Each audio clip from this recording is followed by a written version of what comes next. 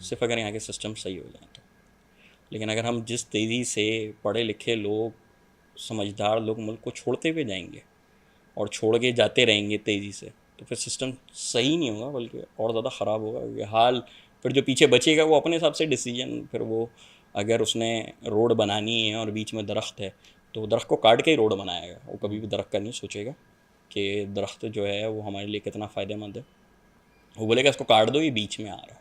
हुआ भी है, तो बहुत बड़ी बात। दिमाग दिमाग जब आपके पास से चले जाते हैं तो फ्यूचर प्लानिंग और फ्यूचर चीज़ें नहीं देखते, वो वक्ती चीज़ें देखते हैं।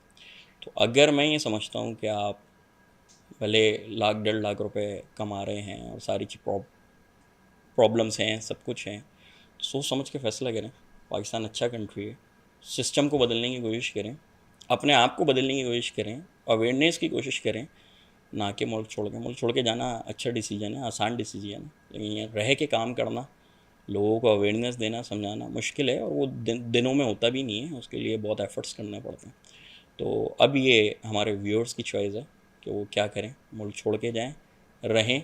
अगर जा रहे हैं तो प्रॉपर रिसर्च करके जाएं, और अगर रहें तो किसी तरीके से अपना इनपुट डालें इस सिस्टम को, इस मुल्क को बदलने के लिए। ये हमारा जो मुल्क है बहुत बेहतरीन मुल्क है हर लिहाज से। जो हमारे पास चीज़ें हैं वो दुनिया के कंट्रीज़ में तकरीबन इतनी सारी चीज़ें एक सारे मुल्क में नहीं पाई जाती हैं। अगर हम उसको जोग्राफिकल स्टेट से और उससे देखें तो मिनरल्स हमारे पास हैं, गैसेस हमारे पास हैं, कैनाल सिस्टम्स हमारे पास हैं, बहुत सारी चीज़ें हमारे पास ऐसी हैं कि जो कि एक मुल्क के अंदर बहुत सारी चीज़ें नहीं मिलती। टूरिज़म हमारे पास है, एक्सपोर्ट हमारे पास है। तो इन सब चीज़ों को अगर हम देखें तो हम एक खुश नसीब मुल्क हैं। सिर्फ थोड़ा सा सिस्टम का इशू है, अगर इसको कुछ अवेयरनेस के साथ चेंज किया जाए तो मैं समझता हूँ ये हमारा मुल्क